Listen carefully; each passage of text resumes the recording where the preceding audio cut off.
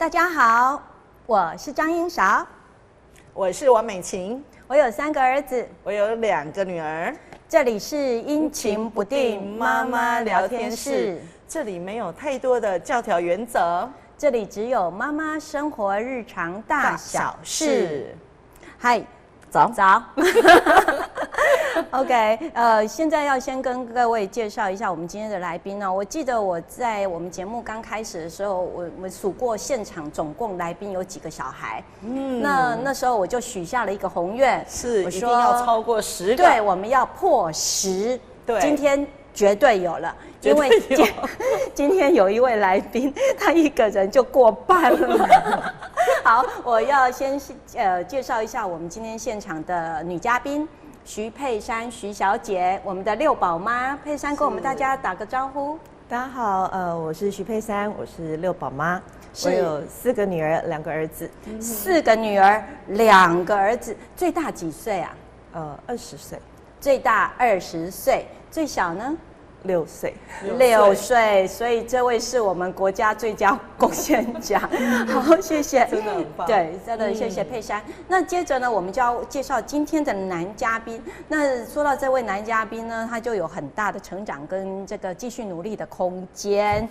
跟我们的佩珊小姐相比的话，那我们介绍一下张敬明先生。大家好，我是张敬明。我家只有1个男生。谢谢。你家怎么会只有1个男生？我家只有1个儿子。哎，他家有1个儿子，2个男生。是。好，那我们今天这样加起来，美琴老师考。哦，又赶快考数学了。对，6加1 7个哈，加你就已经10个，再加我们家刚好1对了哈，12个，也就是今天有1打小孩。1打小孩。真的，1打这个数字好像已经很久没有出现了哈。好，也就是说，我们今天现场总共有12个小孩。我要再考美琴老师，又考我？对，几男几女？哇，这数不清了啦哈。这个4再加2，刚好半打嘛。对啊，半打。今天绝对性别平衡，因为我其实一直在想，我们这节目每次都是来个3娘教子，全部都是女儿居多，不是，是现场的现场的部分，不过也是那个在家里面也是，像我们真的就是3娘教子啊，2个女儿再加老婆我们家对，所以你这样一讲，我就马上想到是你家，可是我家不是我家是4个男人管我1个女人那你很幸福啊。我是很幸福。对啊，这样算很幸福。OK， 住在男生宿舍里头。好，我就是当那个女王，一定要加 quote 哦，女王是跪在地上的那个女王。OK， 好了，我们这集聊什么？我们今天要聊的是哇，这个可是很耸动的一个标题，有没有输在起跑点？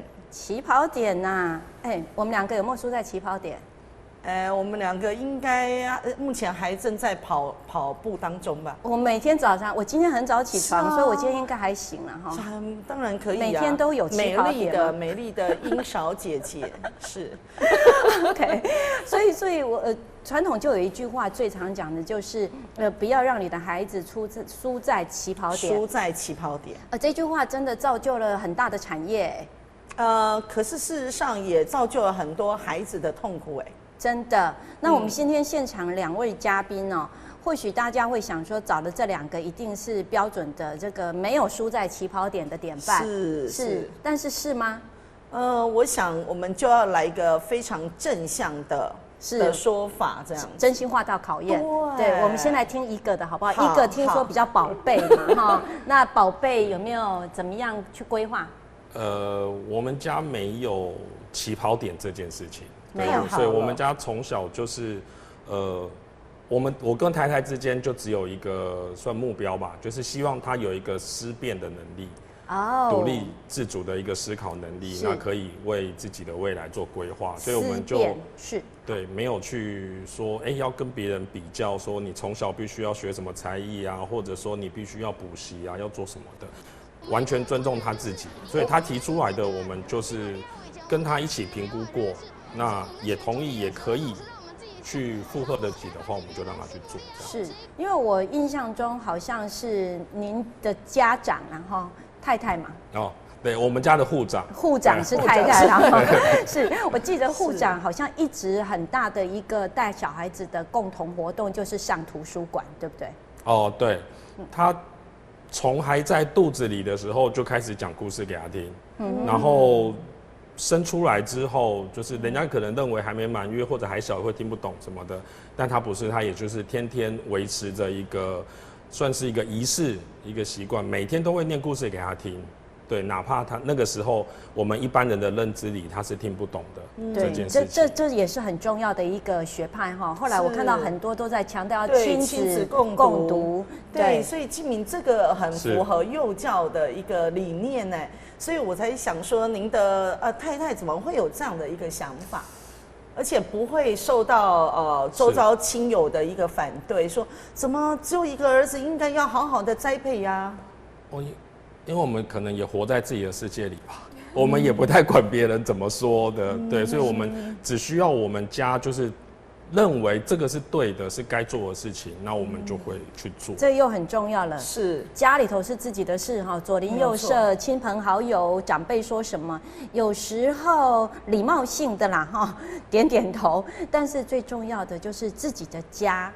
应该由自己去建立，然后大家家人里头有共识，这个最重要，对不对？是。好，那我们先听完一个，那接着呢，我们就知道今天呢，有一位妈妈，她身后代表了6个小孩，所以我们听听佩珊，您家里头这4个女儿，2个儿子，对，您对男女的教养会有不一样吗？男女教养一定不一样啊。对啊，但因为我前面是4个姐姐嘛，对，所以其实我觉得很幸运是，女生总是比较贴心，对。那刚才她分享的部分，就是其实真的陪读这件事情，我也是就是从怀孕，对老大的时候，其实只有老大的时候，对，因为那时候当然就照书养啊，对啊，但是因为后来生6个，到老6的时候，就是叫姐姐念给你听，所以姐姐愿意就对了。会啊。哦，那超棒哎！对，其实真的哦，我觉得养了6个小孩，人家都说什么老大照书养，老2照猪养，对，老3随便养。我真的是这样啊哈，可是我就不知道到老4、老5、老6到底该怎么养。不过我觉得就是有一个很好的状态，就是说佩珊把孩子教得真的很棒，所以姐姐也愿意共同承担起一整个家里头的这一些兄弟没有兄啦哈，也是有啦，就是一家小孩之间的照顾弟弟的一些妹妹的责任工作。其实这个比较奇妙一点，因为我的小孩前面5个都是接的比较近一点，对，所以一开始我像安亲班老师。我其实带着他们出门的时候，大家都会觉得，你是安亲班老师嘛？对，所以我前面5个其实我是会带着一起，是对。那后来弟弟最小的老6，他跟他们就是隔了6岁，跟老5隔了6岁，是，对，所以后面的部分的话，就变成说是可能就是哥哥姐姐会陪着他。比较多，真好，对，是。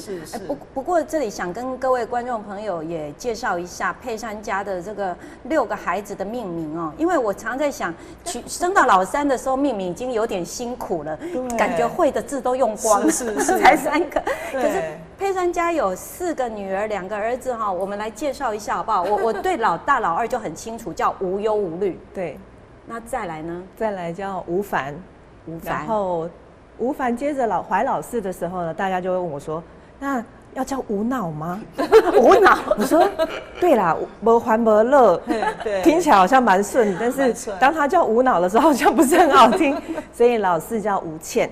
哦，不强啊。对，然后后来就怀男生，所以我老公他还在，就是我儿子还在肚子里的时候，他就叫他吴董。吴董，对，叫吴董。然后最后一个老6叫吴迪。无敌，对，就无敌了，就无敌了，够了。我都在我这年龄就会立刻想接铁金刚，真的。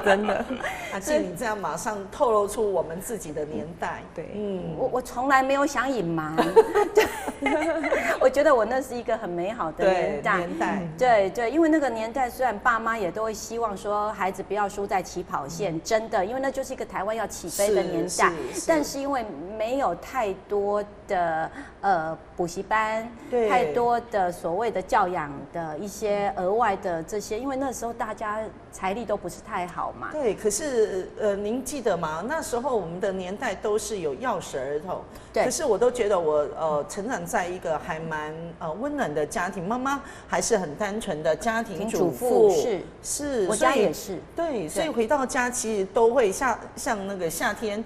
就会家里面就会有冰凉的绿豆汤，对，冬天就会有温暖的红豆汤，这样等着我们放学下课回到家都有。不像现在就几乎都是双亲家庭，所以有很多孩子一放学以后第一件事就叫安亲班。对，所以到底现在的小孩跟当时候我们即便物质生活非常的贫乏，那到底谁是最幸福的？对我讲真的，我觉得我小时候最厉害、最常听到的就是那种什么速读那他们可能真的没听过。怎么这两个人看着我的眼神很怪？是速读对吧？速读吧，大家小孩都快速的阅读的。对，大家都教导怎么快速阅读，然后很快又有什么珠心算。对，所以那时候幸好我都没去，我也没去。爸爸说没钱。对，可以补那个也是那爸爸说你书自己读快一点就是速读，然后那个心算，爸爸说心算自己练就好了。是。你们家也是这样吗？对，我们家我们就觉得是说，因为爸爸都在忙着工作，对，然后都是妈妈在教养我们、照顾我们，所以事实上在家里面真的反而是我们都跟妈妈比较要好。可是老实说，妈妈其实管教非常严厉。对，是非常严厉。可是老实说，也没有钱去学那些才艺啦。不过那时候的爸爸妈妈的确是，然后家里头都会有工具嘛，对，随时准备修理小孩的工具哈。现在应该也没有这个了吧？修理小孩有吗？工具没有。现在叫做没有，对，这叫虐待儿童了。虐待113啊。是啊 ，OK， 是。不过刚刚静敏就有提到说，您那个孩子要学什么是有跟孩子进行讨论的，对不对？对。可是问题是在最开始，他学什么？你们怎么跟他讨论？孩子还不太懂事的时候。比如说1、2岁，什么打击乐啊，很多小孩，尤其男生一定就要叫他去敲啊、打呀。从幼稚园开始，我幼稚园开始，可能比如说看到直排轮很帅想学那就学一下，对，反正他会有他自己不想学了的时候嘛，那我就也不会再逼他，然后学围棋啊，就也学一下。这样会不会又让人家觉得你们家钱很多，样样通，样样松，样样都？但你不去try的话，你永远不知道他其实他的兴趣是什么。兴趣在哪里？不过有一派的说法是说，妈妈要帮他坚持一下，因为有时候孩子不是他没兴趣，对，只是遇到困难，比如说打输的同学，他就觉得生气。那所以就挫败，对，那所以妈妈要坚持，就不想坚持。那你们那个点怎么拿捏啊？我们希望别人这样坚持对我们吗？我们成人其实也都不希望别人这样对我们嘛。那但是我们就何苦这样去对孩子？你们没有哄一哄，比如说再试一下看看吗？当他 say no 的时候，一定有他的原因、他的点。那我们只需要陪着他去找出来这个点的部分。他到底真的是因为受到了挫折而觉得他没有办法再去坚持，再努力一下下，还是说这个东西其实他学起来他真的没有成就感，那他也不晓得他为何而学。总体而言就是讨论的过程，但是那个讨论的过程可能会拉挺长，对不对？还是不用？跟孩子一起讨论嘛，他会需要一小段时间，因为有的时候，今天气氛好了，爸爸聊一下，明天气氛换适合妈妈的，那就妈妈去聊一下。所以总结多聊几次之后，他会有一个结论，然后爸爸妈妈会讨论嘛，我们跟太太之间会讨论。那这个结论做出来了之后，再去跟孩子一起说，那不然我们就做这个决定好不好？这个应该就是耐心吧，是，对，我觉得是现代双薪父母最不容易去操作的，尤其大家都在上班，都要用非常短的时间，就要求孩子就接受。或者是就饭，就赶快衣服穿一穿，饭吃一吃，上班上课去了，不会学习等待这件事情。对，可是问题是因为静明只有一个孩子，那2个大人整一个，比较有耐心，有耐心。可是像佩珊，你这个家里是军队而且是篮球队了吧？6个是不是？6个是篮球队了吗？只能上场，但是候补不够。就是爸妈2个随时候补嘛，但2边斗牛了。对，2边斗对，真的6个可以打排球。对，可是这时候怎么办啊？对啊。你说，比如说像刚刚建明谈的那么的温和，是你们家里有办法这样吗？其实我也是都很尊重孩子，我们都会用讨论的方式。我跟孩子一路以来都像朋友一样，对，就是他们想要什么，你可以跟我讨论；你想要学什么，你要自己先去做功课，你再来跟我讨论。但是学完了要放弃呢？我觉得很多的爸妈是因为钱都花了。时间也已经花了，对，你就跟我说你不要了，前面也是你说要，后面也是你说不要，现在是怎样？你们有没有发生过这样的事情？我们家真的没有啊，真的啊，因为其实比较天使家庭，真的没有的原因是因为其实当他们比如说在他们就是开始会有谈论到要才艺，在学校会有加分这件事情的时候，对我那时候也很挣扎，你要不要去学个钢琴？你要不要学小提琴？你要不要学什么？然后一定要就像你说的嘛，就是要先去接触过，对，你才知道说有没有兴趣。是，对。那我的小孩，因为就像说的，自己本身以前是还小的时候。我妈妈也是让我去学钢琴，但我没有遇到天使老师啦。对，因为钢琴好可怕。对，没有遇到天使老师，就是都会被打手指头那种啊。那个时代的确是，那时候就妈妈我不想要去了。所以其实我就会就是小朋友，如果你自己想要，你还可以自己来跟我讨论。对。那他们在于这个部分可能没有找到让他们感兴趣的点。对，所以再加上说，其实我们家还有一个很重要的问题，就是其实我们曾经经历过一些经济上面的的状况，所以其实，在他们我们家那个时候老大是4年级的时候，那时候是小4，对4年级的时候，其实起初姐姐会陪着老2，因为老大的学习没有困难，但是老2的学习比较有困难，是，所以老2就有上安亲班。但是老2他没有办法自己带安亲班，所以老大我就让他学，就是上美语课。对，然后在那个过程就这样坚持了大概1年多的时间。就有一天我就问他们说，我们不要上安亲班了好不好？对，那小朋友当然是好啊，当然高兴了，对，就好啊。然后但我说了，但没有上安亲班就表示这些事情的责任就要回归到你自己的身上，没有错，你要对自己负责任。是，对。然后结果那一次的考试全部都进步，我就带他们去吃日本料理。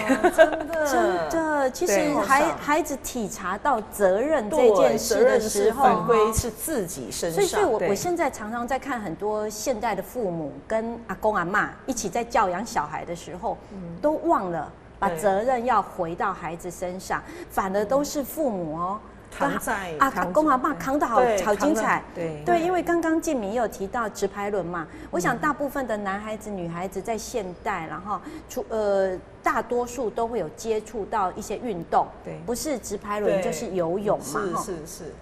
我真的自己的经验就看到那种阿公阿嬷或者爸爸妈妈至少都是2个人哦，同时服侍一个。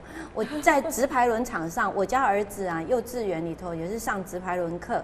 那下课我们直接去接的时候，我就发现，哎呦啊，每个人旁边都跪2个，送擦汗啊，递水，递水，对对啊，最后收鞋子啊，收鞋啊，对对对对对，你有看到对不对？在直排轮场上没做这些事的家长才是怪咖，对不对？我们就是那种怪咖，自己的东西自己拿，自己收。真的有一次我家儿子也是问我老三呐，他就问我说：“妈咪，为什么你都没有帮我拖？”我就看看旁边，哎，真的只有我一个人站着，别人都跪着。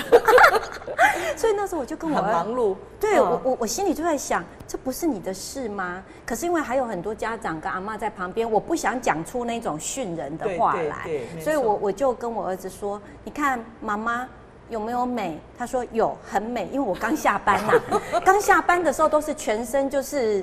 对啊，上班工作服嘛。是，我说你看我还穿高跟鞋，你真的要我这样蹲下来，会不会很丑？我儿子就跟我说，哦，那你不要蹲好了。我说对对对，所以你赶快换。可是等到他收完东西，我们离开现场的时候，我就跟我儿子说，我真的觉得你很棒，因为溜直排轮的是你。所以穿鞋子的也会是你自己，脱鞋子的也该是你自己。没错，我就说，我觉得其他的孩子应该要学会跟阿公阿嬷或跟爸爸妈妈说，我自己可以，对不对？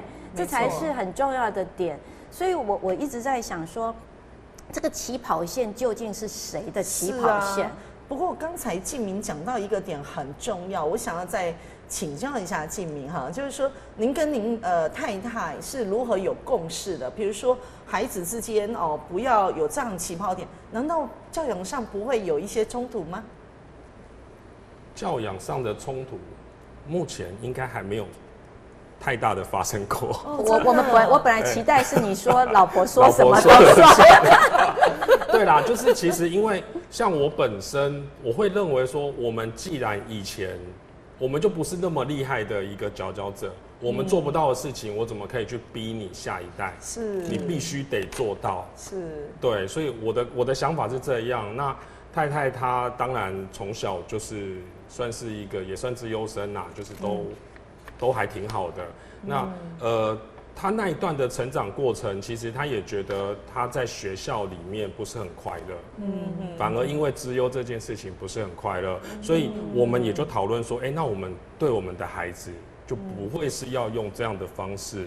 我们刚刚一开始所说的，我希望你有自主思辨的能力，对，所以我们从幼稚园、从小学开始都是朝这方向去做规划的。所以在选择学校上面也是这样。是，刚才听到静明，其实他们家的小孩现在正在非常快乐的森林小学当中生活哈。这或许后续可以再麻烦静明跟我们讲一下。不过我觉得刚才讲到一个很重要的点哈，就是说事实上跟孩子真的人生当中是马拉松的哈，对，并不是短跑的健将。就我们一直在讲这件事情哈，我们总希望孩子要有一个思辨，要有一个自己能够独立生活的能力，这真的是很重要的一件事情。没错，那我相信，因为现在最大的一个问题就是很多家里头只有一个小孩，对，所以小孩子在人际的磨合上面还有学习上的一些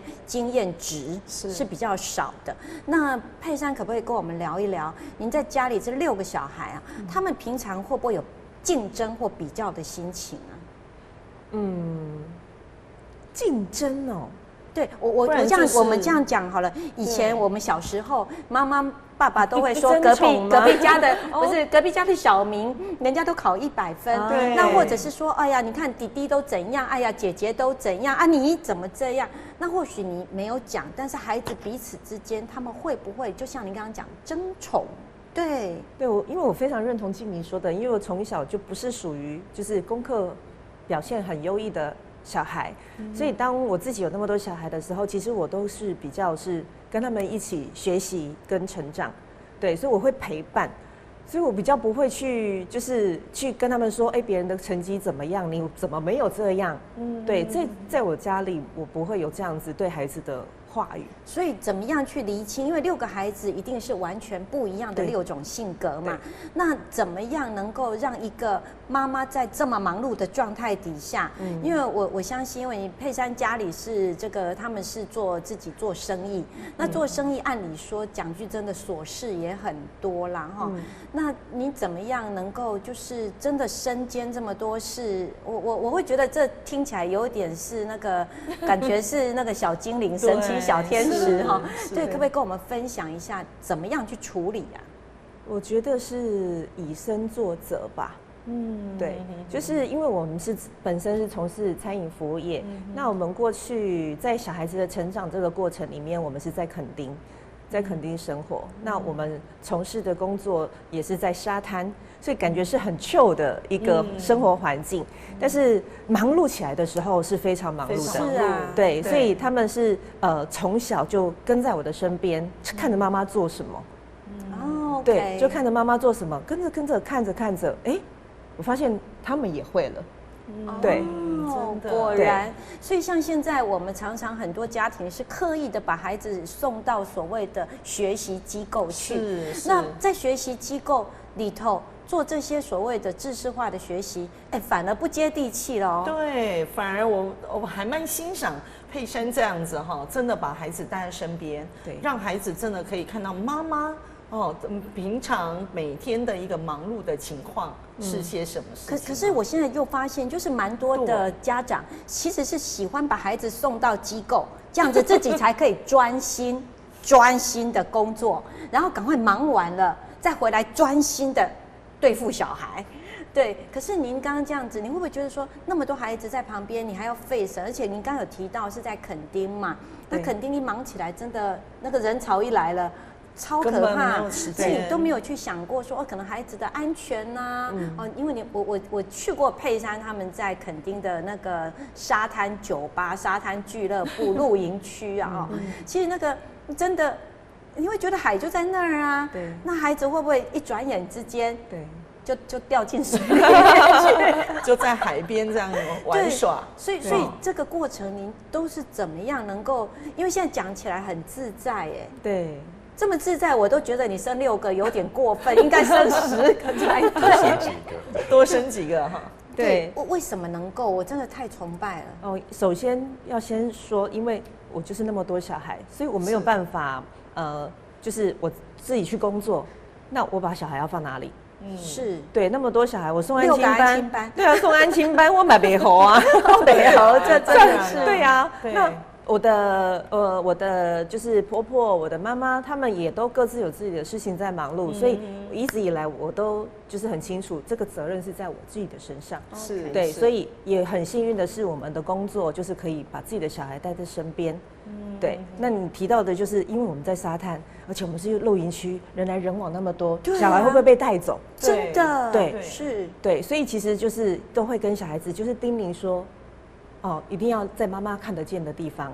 我们那时候已经有老6的时候，有一次我印象非常深刻，我就在沙滩酒吧忙，我的旁边全部都是客人，然后所以一定是声音很多，对，但是我就是我的耳朵，我都不用可以听到孩子的声音，这就是妈妈，对，真的我都可以听声辨位哦，我这个孩子现在在讲什么？是，对，然后还有一次很妙，我就听到一句话，我是白沙无敌。就是我一转头，我就看到我那些小儿子围着跟几个小孩子围在一起。那时候吴迪他才不到2岁，对，他跟人家介绍他是白沙无敌，那我觉得 OK， 那我可以很放心。是那个地头蛇，对，在逮的，在逮的，对，铜锣湾扛把子，对，扛把子在这里。所以其实我觉得在这里真的跟很多爸妈的分享其实一个孩子有一个孩子的互动方式，6个孩子有6个孩子的一个样态，其实这中间的喜乐都不是我们可以预先了解的，对不对？那所以有时候我常听到很多的家长就会说我不敢过生啊，这个我们家没有像你们家这样那么有钱啊，或者我们阿公阿嬷对那么多后援，对，听了很多这样子的一个说法其实我觉得真的可以分享一下，不是说生少不好。那但是也绝对不是说生多就一定是要有一些可数或不可数的条件，因为刚刚大家都有听到，佩珊其实讲到他们家老大的时候，家里有一些状况。我想在我们所有的观众朋友，如果家里是有经营生意或做事业，不管多大多小都一定有经历过。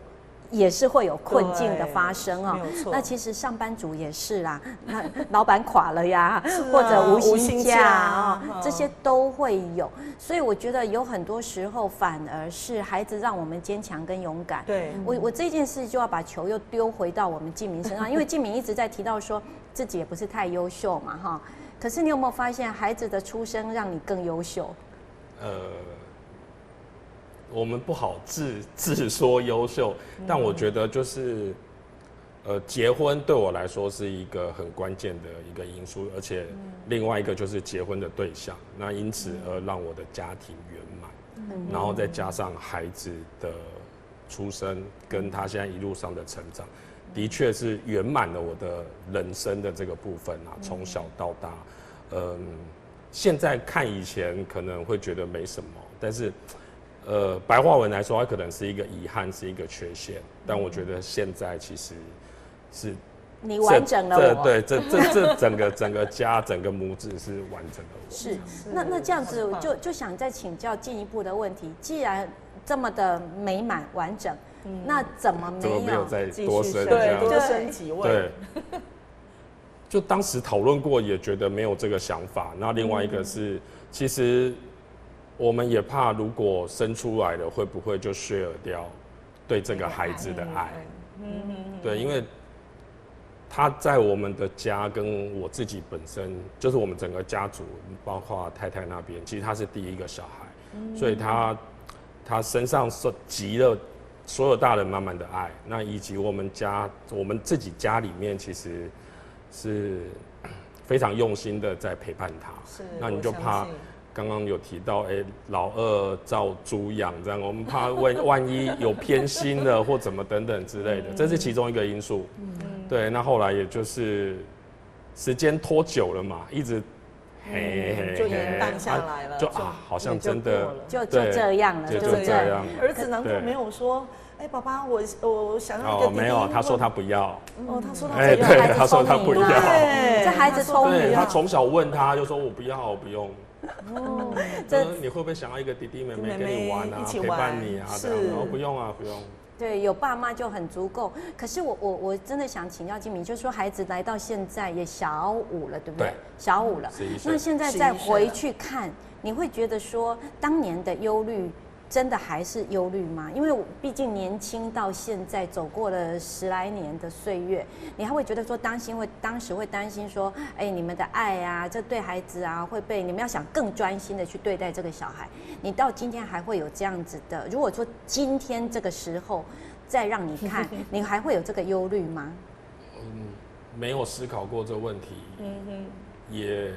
也没有想过这个问题啦，对。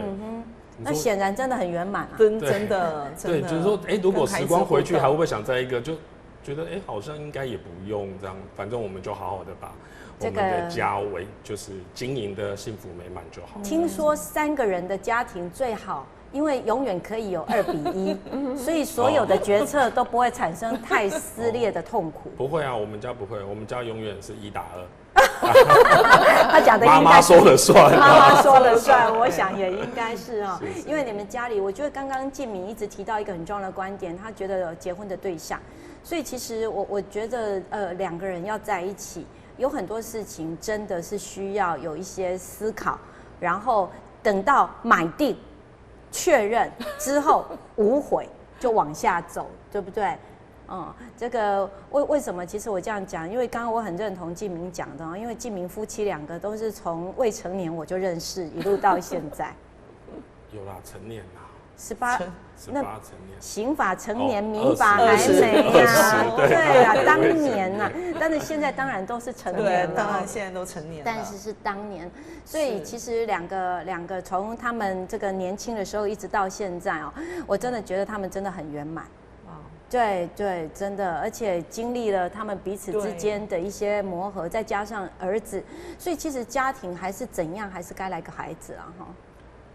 对，没错。对，如果以现在来说，我会觉得，很幸福、很开心的是，我有了这么一个宝贝儿子。真的，的确哈，但是没女儿无所谓了哈。没有关系。他这句话，未来会有媳妇。未来会有。他这句话又安慰到我了，因为我没有女儿。是。不过我想，我刚才透过佩珊、六宝妈，还有静明爸爸这样子的来提，其实以我们幼教的敏感度来讲，我真的听到有很多的关键字哈。听到所谓的陪伴，陪伴，对，事实上，在现在我们在幼儿园里头都有看到哈，很多的家长说，你们有没有延托啊？你们能不能延到6点啊？你们能不能延到6点半啊？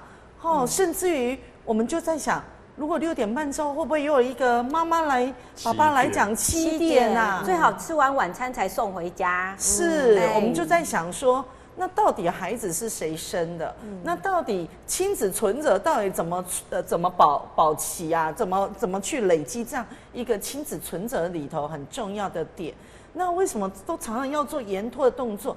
有时候幼儿园的小朋友是7点半就入园了，那7点半入园之后，他还要延托到6点，我们都在想说，那孩子到底在家长的心目当中到底是什么样的价值？不要输在起跑点，从在幼稚园就让他懂得如何加班。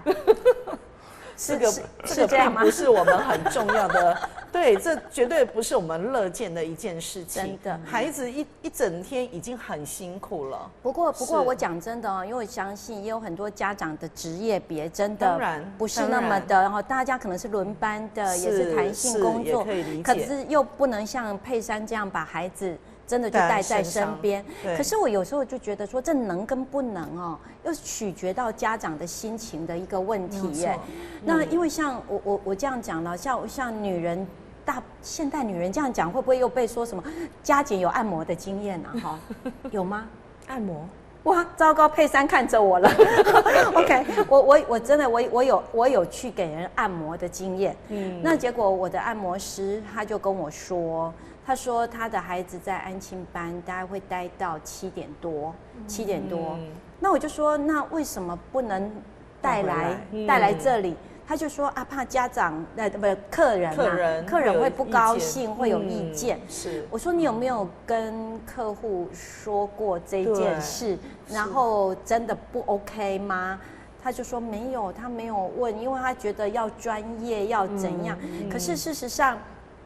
我会觉得整个时代真的在变迁，没有错。那我就跟他讲说，那万一是我有约的时间，你可以把他带来，没关系。他在旁边过来讲话，我也觉得挺好，没有什么问题。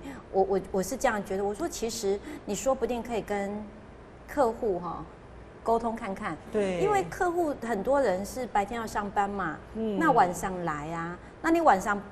就剥夺了你跟亲子互动的时间。那我相信大家都需要有一些收入才能养好小孩，这绝对是。可是我认为说沟通一下，我会觉得大多数的家长应该有可以接受的。对，因为我们一整天都在工作嘛，那我们占用到的就是人家的这个。亲子时光嘛，那我们也不能因为说我们我给你钱赚所以你就要怎样1对1的服务。对，我会觉得说这个时代一定有你可以认同到你的技术，以及认同到你这个亲子时光的人。然后我的按摩师跟我说，他没想过这个问题。我说你真的可以想一想，因为现在可能孩子才小1、小2，对，还有很长的一段时间。我真的觉得我就是美琴老师在讲的亲子存折，我觉得这一个名词真的很重要，很重要。大过很多其他的事情要不然。如果亲子之间，其实我记得刚刚我们在节目开始的时候，静明讲到一句很重要的话，他说儿子的保鲜期很短。对啊，因为大家都说，小孩接下来就是他，其实他现在小5已经，我们觉得那个整个思考能力超乎你的想象。对，已经不是我们小学5年级所会讲出来的话，所在思考的问题。所以其实，我相信他们的青春期跟他们的独立人格的这个思考能力会更早，那就会进入我们所谓的叛逆期嘛。其实我觉得那也不叫叛逆吧，每一个人有他自己的想法，对，那他可能社会化还不够，那还没有这么一个我们所谓比较完善的一个思维能力啊，多点体贴啦，对别人的人事物多一点体贴跟同理，他们还不太具备有这样的一个经验，所以可能会有所谓的叛逆期，那这个东西它一定会提早发生，那到时候，所以像现在其实我们都会规划所谓的家族旅游，或者说一起去共同学习什么，就是为了让这样子的经验去延续啦，可以去更久。真的爸爸都会提到青春期哈。我记得我们前面这个我们的男来宾好像是郑文吧哈，也提到，而且他自己是没有青春期，所以他很担心孩子没有青春期。他觉得没有青春期对孩子来讲，可能有一些内在的一些统合协调跟压抑是没有办法宣泄。那现在这位爸爸，他想来自己应该有青春期了哈，所以他也肯定青春期的重要。所以没有青春期跟有青春期的爸爸都很肯定青春期的重要。那我想请教一下佩珊，你们家的4个女儿有所谓的青春期吗？青春期。除了生理的变化，心理上会不会比如说妈妈讲1，她一定要讲2、3、4、5，看起来好像是没有的感觉，完全没有，没有感觉。这个吴迪现在几岁啊？不是吴董现在几岁？吴董他现在小6， 12岁，有 feel 了吗？有一点青春期的感觉了吗？男生可能还生理方面吗？还是生理应该加减也有。我是说心理，我们在讲的是那种哦，对。像刚才在聊的时候，其实我一直很想问你一个问题，你会常常跟孩子拥抱吗？我们家会。我们家也会。天天抱着。对，我们家也会。真好。因为我觉得现在都是。对，我觉得这很重要。这很重要。这很重要，因为我的小孩6个小孩是时不时动不动每一个哦，我们连那个老大20岁也一样，时不时过来就是要妈妈抱一个。真好然后每一个小孩都是，包括那个老5，就像现在你说的青春期，很多人就会说，你现在你儿子还会给你抱抱，以后就不会了，再过阵子就不会了。我就问我儿子了，我就说，我们每次出门手牵手，他都要跟我手牵手，还要十指紧扣。我就说我的朋友跟我说，这你过一阵子就不会这样做了啊，你觉得呢？你还会继续？还会这样子吗？对，然后他就说。会啊，对，而且他很可爱，他最近很语重心长跟我讲，因为其实我们家其实因为6个小孩嘛，然后还有说之前的经济的问题，所以其实我们一路其实也是都蛮辛苦的。但我的小孩其实就是跟着我们一起陪伴到现在。然后呢，这个老5小6了，他最近很成熟的跟我讲说，妈妈，我觉得我们会越来越好。对，会越来越好。我就说，对啊，因为你是长子，你要多帮你大姐。他说，我知道啊，我会，而且啊，如果我开始帮大姐的话，我会变很忙哦。我变很忙的话，我就不能常常黏着你。对，然后我就说没关系，因为我黏你就好。哇哦，好 sweet， 对啊，好甜。对，我真的觉得听了，虽然对我其实本来也想说，我家儿子在这个年龄3个也都对我甜言蜜语，然后但是到了长大以后，像现在老大嘛，25了嘛。然后我要求要强抱，他会让我抱，但是会整根就像一根大木棍一样僵在那儿，但是他还是会让我抱。然后我就说你小时候说，他说小时候讲的不懂事，而且未成年说的话做不得法律效力。现在就很会，在爸爸的耳朵，对，真的，对，所以我就在想，其实真的珍惜每一个时光，因为其实我很相信，即使我不能够像以前那样抱他们，他们心里是有我的，所以他们还是会忍住。对，让我强暴。对，不过真的，我觉得说，其实我们今天主题当然就回到一个起跑线，所以其实我真的很想跟我们的父母亲也分享，如果每一天太阳都会依然的升起，没错，那你那个线到底要画在哪里？对不对？不可能出生的不过真的啦，有些人出生是看时看日的哈。对啊，有所谓的及时对，然后我看到很多影星哦。每个小孩生下来都带财，好怪，我就觉得奇怪了，为什么他们的每一个都会带财呀？那我们的都带什么？我老公就跟我说带喜乐，我说哇，太好了，这是用钱买不到的对，因为我一直都觉得很奇怪，就是说。为什么你一定要画一条线？是，然后在这条线上面勤加计算，就说这个线出生的孩子就是会怎样，会怎样，会怎样？旺夫、旺妻、旺妈妈，不是要先旺父、旺母、旺家中的钱财，就全部都旺到啊！对，我就觉得那孩子好累哦。现在是怎样呢？孩子压力就变得很大了。对，不就是让孩子来到我们家？这真的就是一个很大的祝福，对不对？没错，因为有一个说法说孩子在天上是挑妈妈，对我每次跟我家小儿子说，你当时一定打赢了很多人，因为现在出生率这么差，那你一定在天上看准了，又打赢了很多人，你才生下来。他就跟我说，你又在哪里看到的怪学说？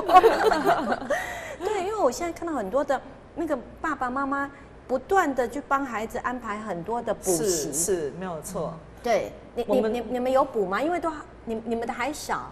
我想分享一个小故事。是，请说。太好了。就是其实我们都会想说，小孩子你不管任何的考试或者说回答题目，你如果明明本来就会，你只是因为粗心。其实粗心这件事情，我相信是很多爸妈一直很concern的一个点。这样子。然后我就一直跟我儿子说，我不是要你考第1名，我不是要你考100分，我只是希望你不要粗心。对。他就跟我说，爸爸你知道吗？诺贝尔。他从小学开始就都是第2名，所以我也要第2名就好。是，对，所以我说，好，那我就去找了这个故事出来。那诺贝尔为什么从小学就是第2名？因为有一个第1名一直比他厉害。然后有一天，好不容易终于这个第1名他生病了，他必须休长假，不能来学校，所以他的同学就都跟诺贝尔说，那你一定就可以是第1名的。结果诺贝尔他做的是把他在学校里面的笔记都送去给这个第1名的同学，让他可以做这个复习。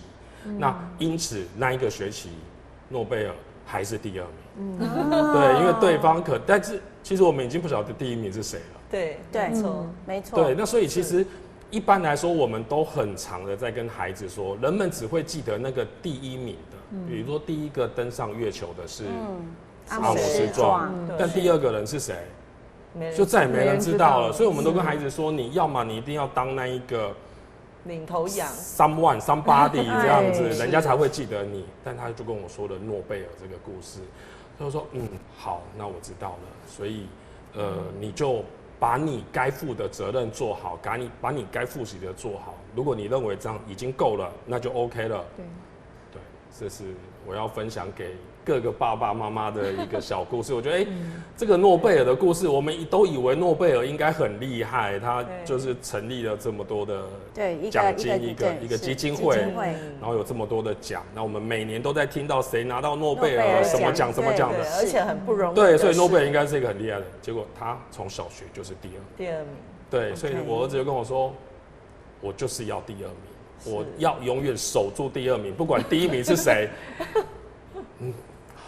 你这个好有智慧哦，好有智慧的小孩。他们家的孩子的确是常常有智慧之旅，就是从亲子共读慢慢来养成阅读的习惯。对，所以你说起跑点这件事情，我相信思辨能够自我思辨，其实我觉得是一个，这反而是我们很强调、很重要的一件事。不过重点就是我家的3个儿子既不是第1名，也不是第2名，其实真的没有关系。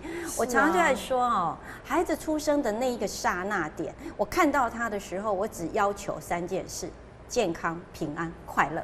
我就跟他说，你一定要健康、平安、快乐，就这样长大。我连孝顺这2个字都忘了说，所以当时许愿的时候忘了许愿，没有放进去这里面，耳提面命根本就没有放进去，所以我就说，所以之后也不能要求人家干嘛嘛，对不对？因为他真的健康也平安快乐哦，这样子长大，所以我觉得每天看到孩子那个喜乐的神情哦。我有好一阵子的时间，都看到一个妈妈在一个早餐店，带着一个戴着厚重眼镜的小男生，小身骨板，每天就坐在那边，一边吃早餐，一边写着厚厚的测验卷。哇，这个场景我们也常看到啊。而且这是近期的事哦，还不是很久以前哦。所以我有时候就在想说，有必要吗？然后我儿子就跟我说，他们有学长就因为没有考上台南一中，已经重考2次。我说高中重考干什么啊？大学都不必要重考了，何必高中重考？我儿子就跟我说，因为他一定要考上南一中。我心里头都一直在想，是到底谁想要考上南一中？对，谁的执着？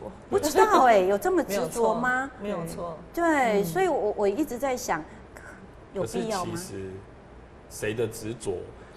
可是其实孩子会去揣测爸妈的。对，对，真的。这好像是爸爸妈妈会希望我这样，所以我要爸爸妈妈因为孩子其实他们都是孝顺的哦，本质上是他会想要满足爸妈的需求跟期待，所以爸妈如果真的懂得体察孩子的心情，对，其实你看，就像佩珊一样，孩子也知道你担心他们的安全。对，所以他们在那一大片沙滩上，也绝对不会去当美人鱼，对不对？对，所以孩子真的是懂的。所以我觉得爸爸妈妈，你有没有真的懂孩子？我觉得静明刚刚我要跟他按赞，因为孩子跟他提了诺贝尔的故事以后，你是去查资料的，对不对？对啊，对。哇，你太认真了哎！不是孩子讲的，你不能，你没有把他的话当一回事啊。所以因为孩子可能不会讲出这么完善的一件事情。是，对，是，对。所以刚刚美琴老师一直在提到，也有提到亲子共读嘛，我们都说亲子共读，可是我觉得来到了静明已经做到了子亲共读这件事情，不是妈妈长辈去带孩子，而是孩子回来带我们。可是也不要忘记，从小是爸爸妈妈带着孩子先共读的，一定要有这样子一个阶段之后，孩子才会变成自己自动自发去读这件事情。反观到最后是由静明自己来去读这件事情。对，就是我们要正视孩子成长的这一件事情，他真的是独立自主的个体。是，对，就像佩珊也提到，孩子已经开始知道。他是长男，还有个长姐，然后要去帮忙一个家庭了哈。所以我觉得真的是在圣经的祝福里头就有讲到结实累累。所以我觉得像佩珊哈这样子的一个家庭，其实真的就验证了一个结实累累的祝福一整串。所以静明啊。结实累累就是来不及了，来不及了，已经差不多了。还行啦，对，还可以，对，还可以啦。其实真的不同的阶段会有不同的感受跟感想。最后我们在节目最后，我想请静明再跟我们的所有的听众朋友分享一下这个爸爸起跑线的这一个概念，好吗？爸爸的起跑线哦。其实我们就是希望说，孩子他可以有一个自我思辨的能力，那可以成为是一个为自己负责的人，对，不会去造成社会动荡不安、社会混乱。对。所以我们说，孩子不要输在起跑线。我现在已经把起跑线回到爸爸身上去了哈。对，所以看起来我们静明哦，就是始终如一的跑在这条线上，所以这个线不是横的哦，是直线的哦。那佩珊呢？其实我觉得起跑线是孩子是爸爸妈妈给的，还是孩子自己给的？是。对，我觉得这个是2个不同的面向。是，所以有一本坊间的书，我家也有，要帮孩子立界限。我觉得错了，应该是要陪孩子立界限，那个是主动权在他身上，而不是我们帮他立的。我家里头的这种书一整个柜，我全都送人了。照书养嘛。那我们满脑子一直是朗朗，你知道吗？是虎妈对嘛教出来的嘛。我儿子近期也要求想要去学小提琴 ，OK，然后我们也就让他学。我看到照片，对，然后问他原因。因为他说他觉得帕格尼尼很帅，哎呀，可是帕格尼尼的手指头跟正常人不一样对哦，对，但是他就是觉得啊那个很帅，怎么样？我说哦好啊，那你如果觉得帅，至少他有一些想法了。对，那给他看一下美丽的陈美好了，他现在去滑雪了，他妈妈也是超级虎妈，所以我当年真的第一次当新手妈妈的时候，真的很紧张，生出来我又生出一个虎子。他真的是属老虎的，对，所以我就想说，那这下我到底是什么妈？我属羊的，羊入虎口，对，所以我真的买了很多书。那我们的职业什么不会？是读书最厉害，就读书最厉害嘛。我后来真的全送人了，谁要我就送谁。我那种不要再用这种很固定的一个枷锁在绑在自己的头脑里头。对，那有人一定会说，老师你自己不看你才送人。我跟你讲，有一本书，当新手妈妈的时候，有个书在是安心的啦。那但是很快你就会发现，你的孩子跟你想的不一样，每一个都像万花筒一样有趣，对吗？所以线也不会只有一条，是没有错哈。我们都会觉得是说一定要赢在起跑点，可是我们都会认为说，到底起跑点是外界给予我们的起跑点，还是我们自己强加给孩子身上的起跑点？是每个孩子自己有自己的起点，它都是非常独特而非常单一的。对，这个探索的问号，我们就留给所有的家长咯。那最后，我们还是要郑重的呼吁。有快乐的妈妈，才有快乐的小孩。谢谢大家，我们下集见，拜拜，拜拜。